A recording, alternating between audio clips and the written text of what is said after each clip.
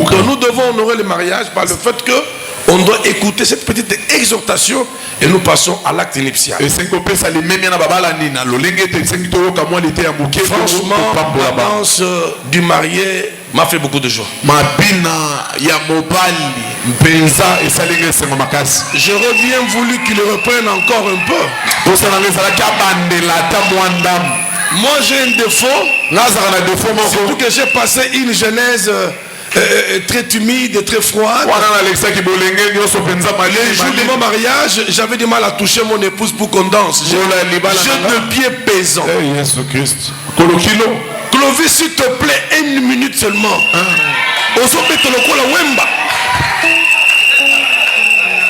Est-ce qu'on peut rapidement? Qu'est-ce clair? C'est la moitié. Pardon. Aux honneurs, mais ils ont fait du production.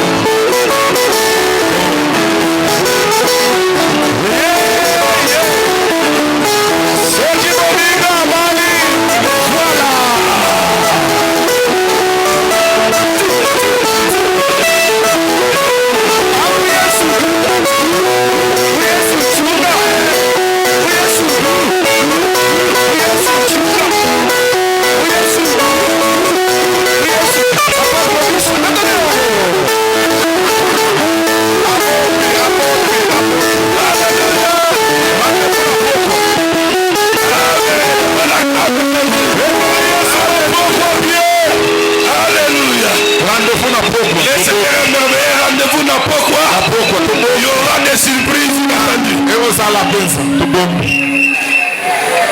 Merci. Clovis et Aurélie. Je veux que vous me suivez maintenant. Clovis vient de chanter, danser. Il a vécu plus en Europe. Précisément à Londres, en Angleterre. Il est venu il y a quelques mois et il a rencontré cette belle créature qui est à ses côtés. Est-ce que le mariage est-il parti des arrangements des hommes? Ou bien de Dieu? Ce qu'ils ont fait là, qu'ils vont faire tout à l'heure, ils ont accompli l'écriture. Nous allons lire rapidement une écriture. Genèse chapitre 2 verset 22. Genèse chapitre 2, le verset 22. Je lis la parole avec joie au nom de Jésus. L'Éternel Dieu forma une femme de la côte qu'il avait prise de l'homme et il l'amena vers l'homme. Et l'homme dit, voici cette fois, celle qui est os de mes os, on l'appellera femme parce qu'elle a été prise de l'homme. Le 24, c'est pourquoi l'homme quittera son père et sa mère et s'attachera à sa femme et ils deviendront une seule chair. Amen. Parole du Seigneur. Merci. Je pose la question à Obed. Ta femme a passé une nuit chez elle ce matin? Non. Elle est avec toi? Yes. Mais il devrait rentrer, non? Chez ses parents. C'est pourquoi l'homme quittera son père et sa mère. Il s'attachera à sa femme. Je ne sais pas si les parents de l'Aurélie sont ici. Donc je crois que c'est peut-être la dernière fois. Je vais les présenter après. Que vous ayez encore un pouvoir sur votre fille. C'est la dernière minute au fait. Elle sera désormais sous tutelle de cet homme qui est à ses côtés. Qui va devenir désormais son maître. Je vais soulever un petit quelque chose dans ce texte que nous venons de lire sur le mariage. Dieu a plongé l'homme dans un sommeil profond. Des côtes de l'homme, Dieu a retiré une côte avec laquelle il a formé la femme.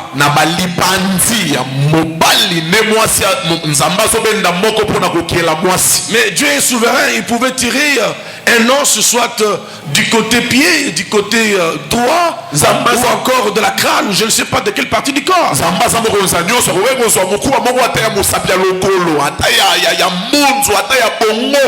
Mais Dieu retire lorsqu'il forma la femme des côtes de l'homme.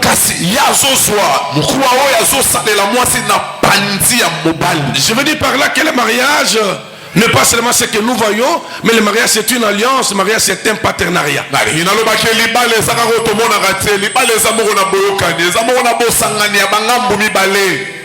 Dans une alliance, dans un partenariat, il y a des clauses qu'on doit respecter. Il y a des clauses qu'on ne peut pas violer. Papa Clovis, cette femme qui est à tes côtés, elle a été tirée de tes os. Mais des os de côte.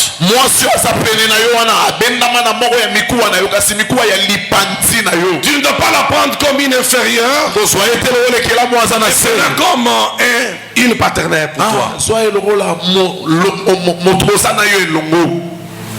Quelqu'un avec qui tu dois coopérer. Il faut qu'il y ait la coopération dans les mariages. Il faut qu'il y ait l'entente.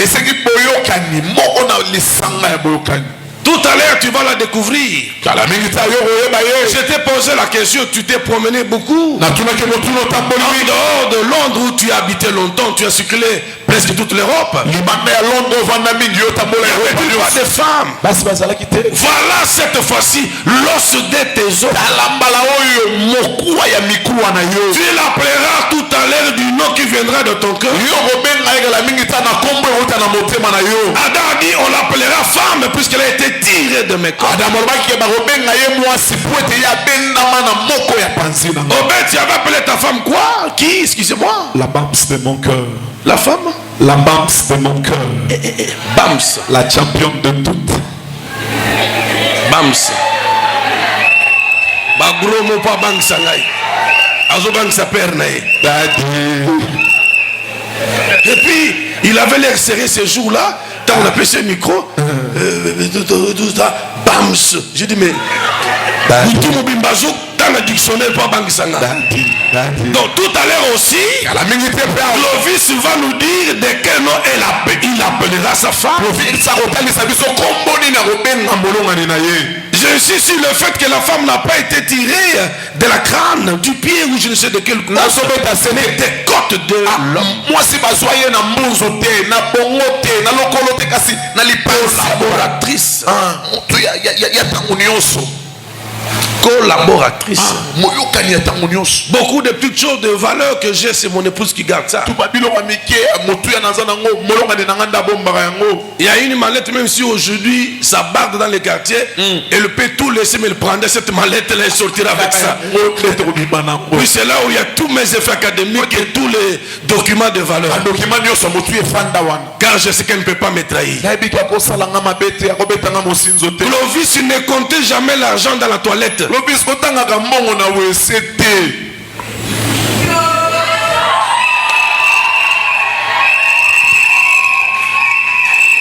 Oyoki kaka makele ya Loreli na nini bou bambo me panza likolo kivu ni kuna ote bampuku zalaka na transparence vraiment. N'ayez pas commis senti qu'elle est en sécurité. Moi, ça c'est la colocola ndeke. Ko fina mingi te ko kufa. Vraiment. Malendo. Daddy. Salakana maloba ya moi sukali. Tu es bien habillé. La timalam. Yo pe ozaka lokola mpoko moko boy. Te. Okozoki sa ye. Mona muke bolunge bandi ko diminuer. Puisque tout ça, on doit se dire des choses. Hein. Tout le monde a un passé. Avant, Émérance, c'est na nord à Paris, je la connais. Émérance.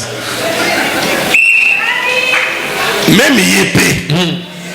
Azakina Djomoboué. Jean-Claude. Naba 2001.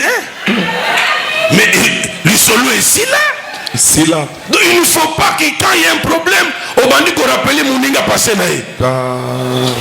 T'as comment on a Jean-Claude? Nana dit.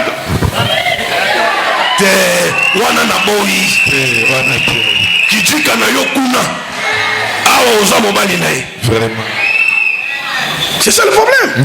Parce qu'il y a même des hommes de Dieu. Et ça même à la maison, ils pensent que c'est l'église, c'est le pressoir. Moi quand je vais du voyage, ma femme me donne le bisou ici. Non, je viens de servir divin. Saint-Esprit, j'ai l'onction. Ça va? Shalom.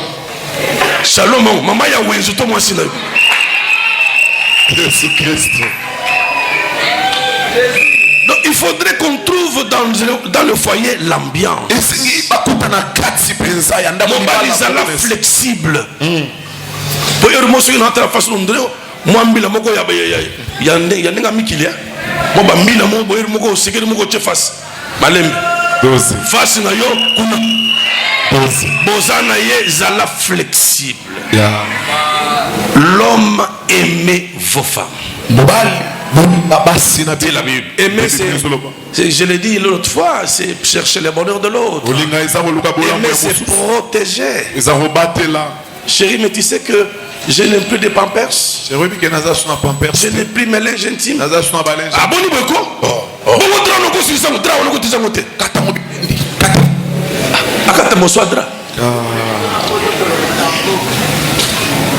il faut le cambongo au satisfaire. Basi batunaki mokilit. Butu sokende kiti na breaking. Basi bazaki na kitambote. Na bandale bazalaki te. Na mwande si bazalaki. C'est que ton cœur l'a aimé. Pour aimer, c'est protéger l'autre. Tu dois la protéger jusqu'à la fin de vos jours. Pensez-vous que nous, mon épouse et moi, on a mis 14 ans? C'était 14 ans de rose. C'est aussi 14 ans de ronces. Mais nous sommes supportés. Lorsque ma famille pouvait tomber sur elle, moi je la protège. Il faut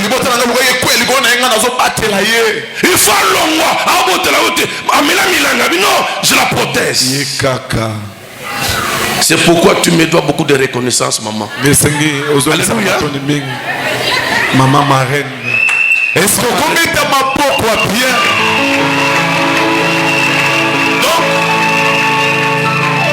Je l'ai protégé. C'est le rôle que tu dois avoir. Bakonga doit se sentir protégé. Pour naebi guerre ya baseme qui na moi si et si la gâte depuis bokoko. Ata pesi bangba au bout de ah. Ça la rend bon.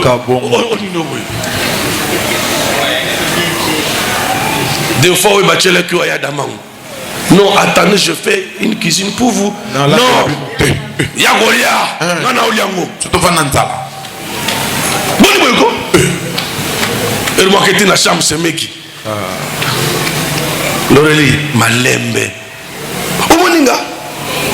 Non, prouvez-nous. Si on s'en a, il y a un abino. Et pas dans la tête.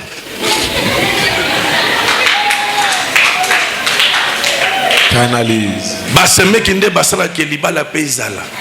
Ça n'a pas bien. Donc la langue de je pas naïs connaissez pas naïs. C'est les semis. Tu dois aussi les supporter. Et c'est qui peut supporter bango. Au solamba qui déjà pour ton mari bango baye.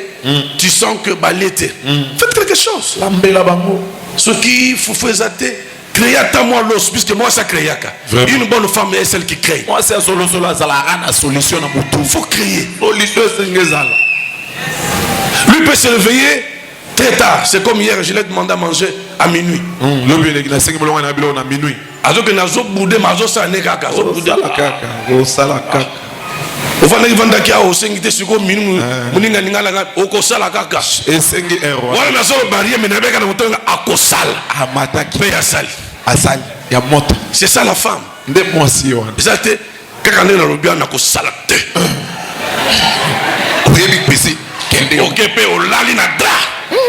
Ne le faites jamais. Lui, c'est votre chef. Le mari est le chef du ménage. Tu lui dois du respect. Même si il est ce qu'il est, il manque ce que tu as voulu qu'il ait. Il est votre mari. Arrivé jusqu'à cette étape devant l'église, c'est que tu l'as regardé 1000 fois et tu l'as accepté. Beaucoup de la famille. Papa, merci beaucoup. Maman, merci beaucoup. Bayambi, Babokilo. Bozaki na bourgmestre ya banda lobby. Le lobo zali boswa Yesu na basalanza. Obiko yo skutu. Skutu na ebaka. Na ko na mwana ngo ya mundele. N'osez jamais ça. N'injuriez jamais ses parents. N'injuriez jamais ses soeurs. Puisque son sang est dans ses soeurs. Même ceux qui a sali semblant ekoganga. Vraiment. Ah, fini bande konanga. Ameliango. Mais les autres qui commettent une erreur, il y a 100 élus. Et ces choses-là refroidissent l'amour. Moi je prie. Tout à l'heure je vais le faire. Bobo tabasi, bobo tamibal. Désormais, comme permettez-moi le terme, sac à main. Patrick. Patrick Azar. Oh non. Sac à main. Na madame naï. Sac à main. Et comme matin, aux autres qui sont quelque part, à quoi comprendre? Non, tika la kaka. Tika la kaka. Puisqu'il a insisté, yo sana mir yazao. Aux autres qui m'a kimé na nenga mel. Tamola manguko. Yo endre mo boy. Aïe baka ba agenda na ngai. Ako ba agenda nyusu. Aulande lang. Amen. Amen. Le parent, nous devons honorer les mariés. Pour appeler l'Aurélia et Panabino, vous devez passer par son mari. Bakonga, Nazala besoin moi prochain dans ma famille. Papa, s'il vous plaît, l'église est témoin. Cette histoire est finie. Elle devient Madame Clovis. Vous devez passer par son mari pour l'avoir. Tout doit passer par lui. Je sais que vous êtes un homme de Dieu. Vous ne verrez pas ce que les autres parents font. Il va à Mwanda chez son beau-fils. Et puis bon, avant d'aller dans le salon, ça c'est vraiment abominable ça. Vraiment. J'ai vu la maman de la sœur. Pour rentrer dans mon bureau dimanche passé, elle avait du mal. Oh, j'ai lu quelque chose en elle. À côté de la bureau, quel est l'ouzito? Mais il y a des beaux kilos. Hé, Raymond! Mais c'est quoi ça? Oh, Nino.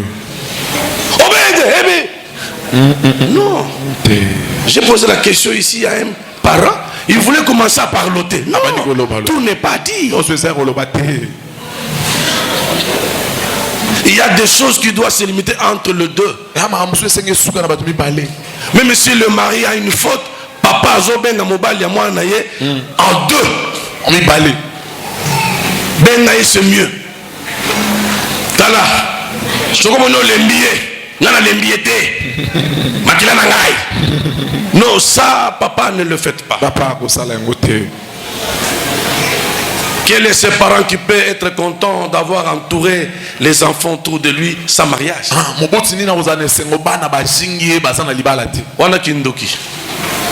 Tout à l'heure, on a aussi ce bonganga. Nazo scellé mariage na kombo na Yesu. Yes. Mais nazo pekisana ndoki ni côté Clovis ni côté Bakonga tele malisusu. Yes. Nazo fula bango mupepe ya fécondité. Amen. Dieu avait dit à Adam et Ève, soyez féconds et multipliez-vous. C'est la parole que je vais déclarer sur eux tout à l'heure. Est-ce que les parents de Bakonga sont dans la salle? Ils peuvent se lever. Papa et maman. Vous regardez la foule. Oh, acclamez le Seigneur. Merci papa. Merci papa. Je précise que papa Azali Mokoya, papa Bazali Pembeni, il y a pasteur Espé Mbakadi, il y a église Mangembo. Bazali Bampaka. Oui, parce qu'on appelle papa Espérance Namoussa Nzambe. Papa, soyez vraiment béni pour votre présence. La maman est encore jeune, non? Oh, Abetika moi. Est-ce que la famille de Bakonga est là? La famille Bandeko ya maman Toyo ya papa. Oh, merci vraiment, merci beaucoup. Oh, on acclame Jésus. On acclame le Seigneur. Leur présence approuve suffisamment qu'ils ont agréé cette union, n'est-ce pas vrai? S'ils n'avaient pas aimé, ils ne seraient pas venus. Clovis, famille Naye Bazali, Yamobali. Famille Adjika. Bazali. Tu es seul? Bamusou Bazawa. Côté Moukou et Koboukan. Merci papa.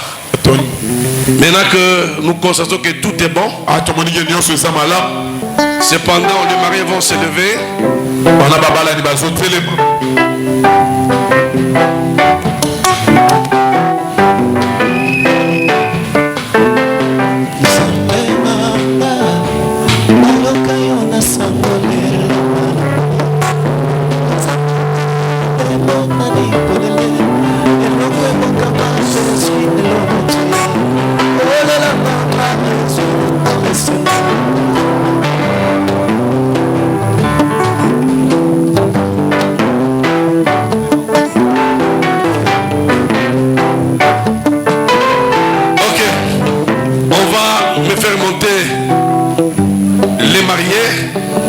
L'air marraine va les accompagner pendant ce temps. On va chanter rapidement. Héritier, s'il vous plaît, on est debout.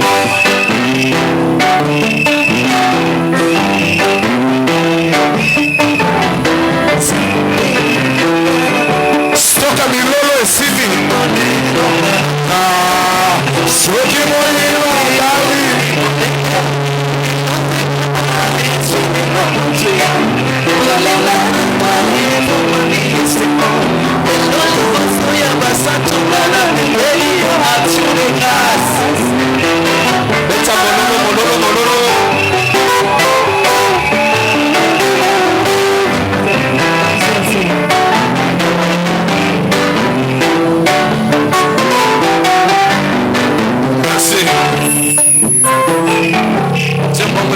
adapté. On dit que c'est orgam. Amen. Amen. Ndeko nyonso yo nana zuli balate andi make ekosal melayebe. Oh. Bonjour skoya. OK, il y a bien.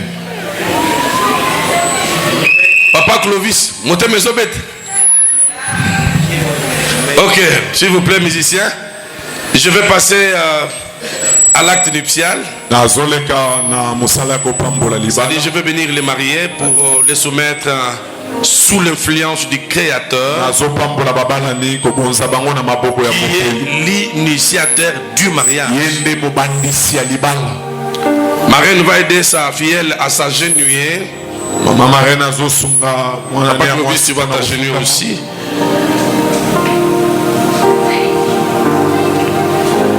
Voilà, moi, c'est au des Akina Serso. Oh, on a mon normal.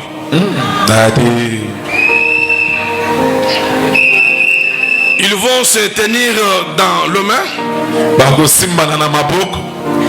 Maintenant, l'église, vous allez rester calme, puis c'était un moment nuptial, moment où il y a des moments kotaka, moment où stérilité, ainsi de suite. Mais ce moment est un moment très dangereux. Je fais parler comme un oint de Dieu. Que le parole que je vais prononcer les accompagne toute leur vie. Éternel Dieu, créateur du ciel et de la terre, ta parole déclare que l'homme quittera son père et sa mère et il s'attachera à sa femme et deux deviendront une seule chair. Ils ne sont plus donc deux, mais ils deviendront une seule chair à ces instants. Ta parole déclare que personne donc ne sait pas ce que Dieu a émis.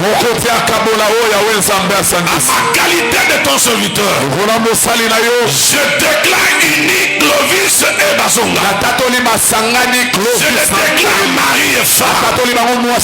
Je veux que le mystère de 1 plus 1 donne un espace. La loi de condamnation soit réadiquée. La loi de la condamnation soit annulée. Je déclare qu'ils sont féconds. Ils se multiplieront. Ils auront des filles comme des fils. Leurs greniers seront remplis. Ils ne manqueront de rien. Je me lève contre les démons de maladies familiales. Maladie héréditaire. Du côté Bazongo comme du côté Clovis. Je vous mets en garde à partir de maintenant. Vous avez des souvenirs. Pour chasser ces coups. Je bénis leur santé. Je bénis leur moment d'intimité. Je bénis leur entrailles. Au nom de Jésus. Ils ne manqueront rien. Que l'argent et le bien matin les accompagnent. Que leur maison soit inondée de biens. Paye. Je veux que la joie inonde leur cœur. Donne-leur à semer davantage. Le conflit qui peuvent les opposer, je le mets à genoux au nom de Jésus. Leur réclamation familiale, je les condamne au nom de Jésus. Que ces couples soient un couple heureux. Car il est écrit, lorsque tu avais mis Adam dans le jardin, tu le bénis. Moi aussi je le bénis. L'or et l'argent vous accompagnent. Que vos enfants ne manquent de rien. Que la loi d'abondance devienne votre partage. Je scelle votre union dans le sang. Le divorce ne viendra jamais. Le vocabulaire est annulé au nom de Jésus. Que Dieu vous accompagne tout au long de votre vie. Que vous soyez heureux. Au nom de Jésus. Amen. Amen. Ils vont se lever.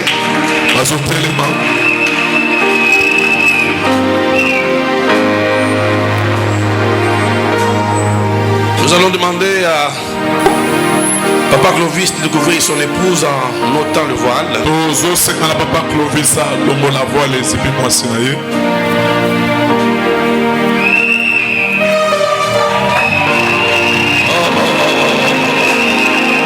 Bazonga. Wow.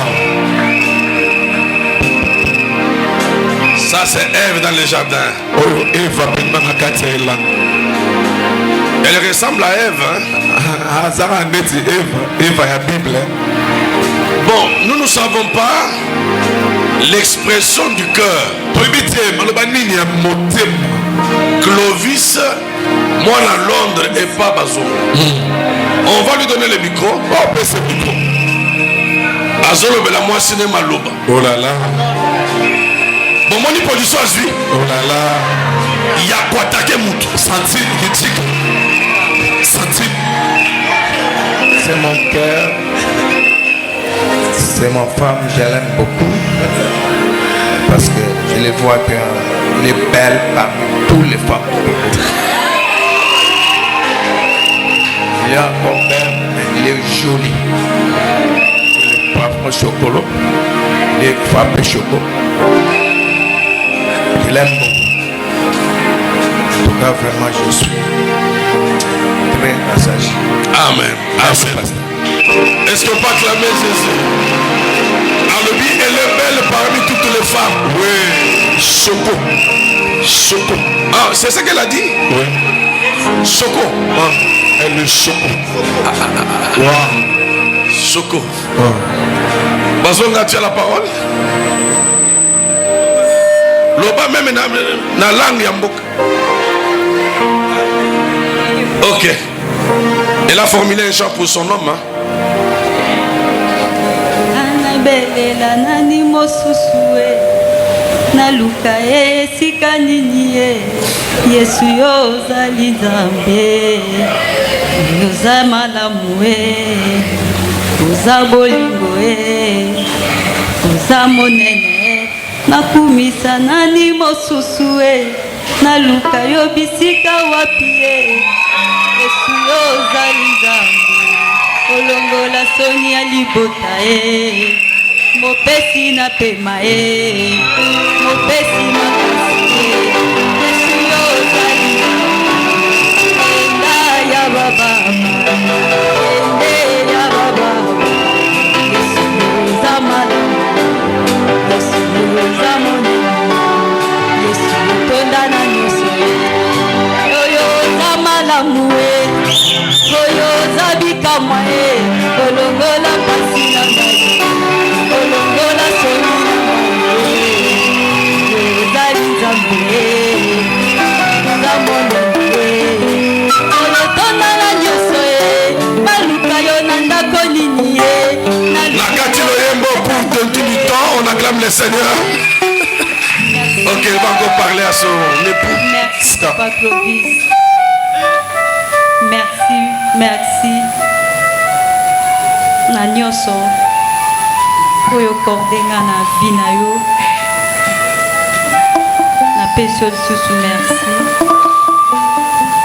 nakozala na yo gisre Yesu akozonga apesi merci akozala na eti Yesu akozonga.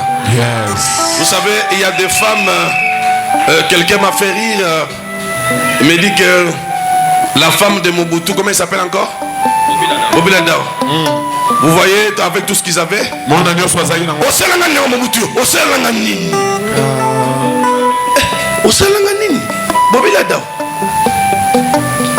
Cette femme a exprimé la reconnaissance. Dans cette salle, il y a beaucoup de jeunes dames qui ont reçu des hommes faisant des promesses fallacieuses.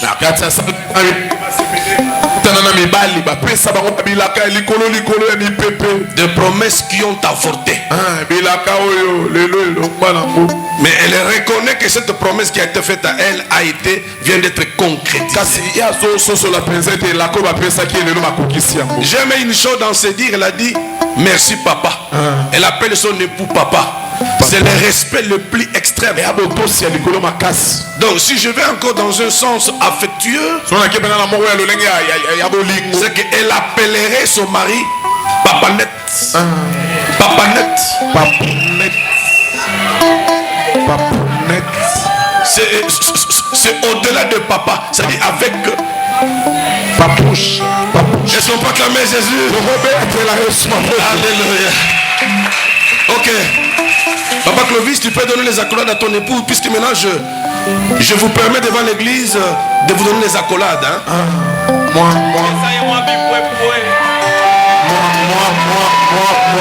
J'ai besoin des accolades.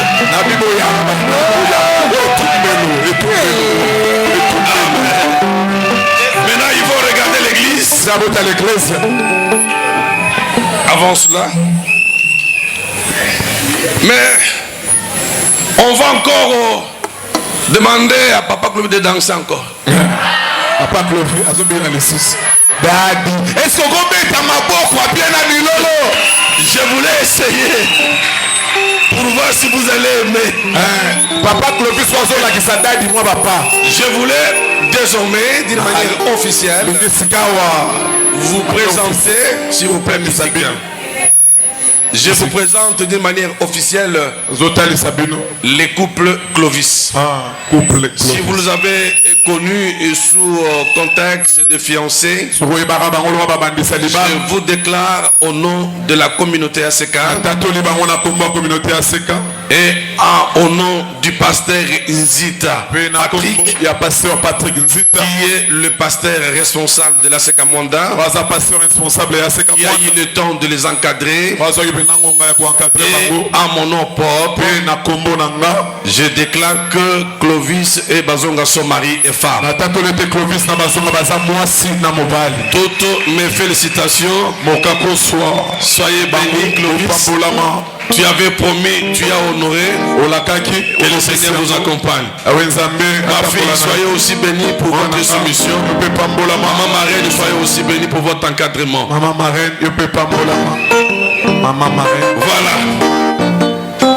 Je ne sais pas si les membres qui ont accompagné ces couples à Kinshasa sont dans la salle. Ils sont venus en retard. Il y en a qui se sont ajoutés.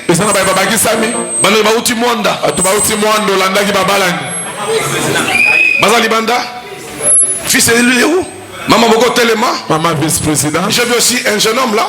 Fils, levez-vous. Est-ce qu'on peut acclamer Jésus? Est-ce que Robert est là? Délégation Mwanda. Binope Bokolandana Nakasumbale Sanakatang. Boyoki. Bokozoba Vionanko. Boyoki. Alors, nous sommes circuités du fait que dimanche passé on a célébré le mariage. Et ça, la surprise pour la vie, voilà. Le dimanche qui a suivi est notre mariage. Mais le maman vont faire un tout petit geste pour exprimer aussi leur affection à leurs enfants. Ils ne sont pas seulement les enfants de Nzita, ce sont aussi mes enfants. On me souffle qu'il y a un cadeau. Vraiment c'est... Ma maman Isali. Ok.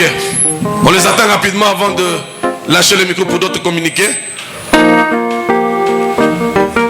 Merci vraiment les mamans, merci pour la geste que vous avez là. Naïbi que vous avez dépouillé qui ming semaine et chocolat comme moi mobimba. Pour le mariage de kaki, on peut baser banana nabino.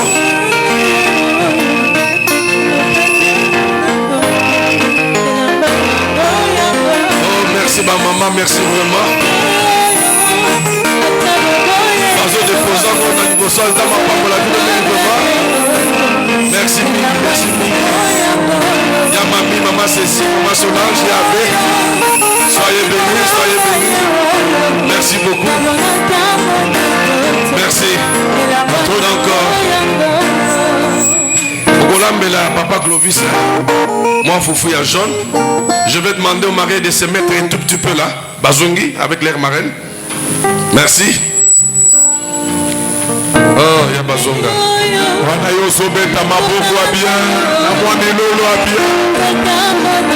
Merci.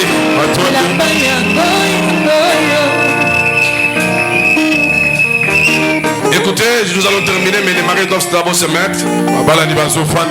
Nous sommes une église du Seigneur, il faut que les choses se fassent dans l'ordre. Merci pour le moment, pour ce petit cadeau. Que Dieu vous rende au centuple. Merci pour les parents de Bazonga, mais pour les parents de Clovis qui ont accepté ce mariage. Nous voulons vous livrer quelques communiqués rapidement. Les couples Kazadi, c'est-à-dire celui qui m'interprète, ils rendent grâce infiniment à Dieu et à leur père Raymond Kaloubi pour leur mariage.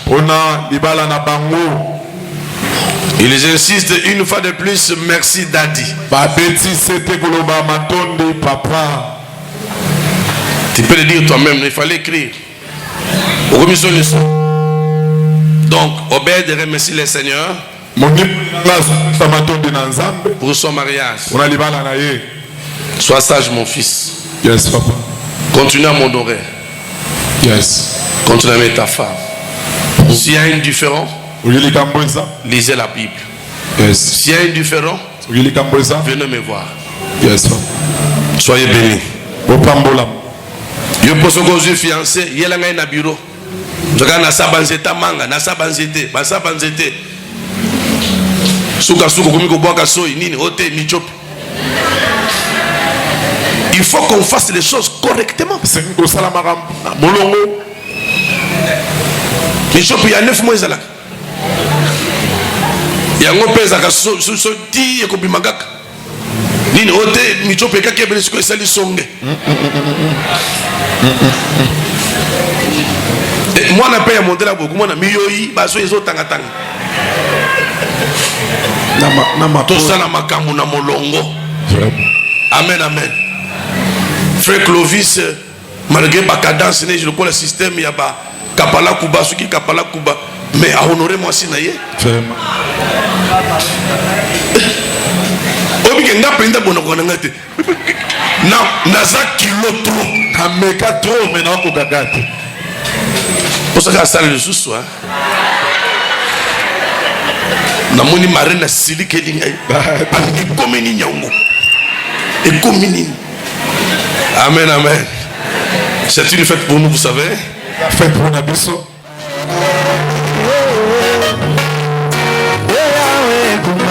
Papa,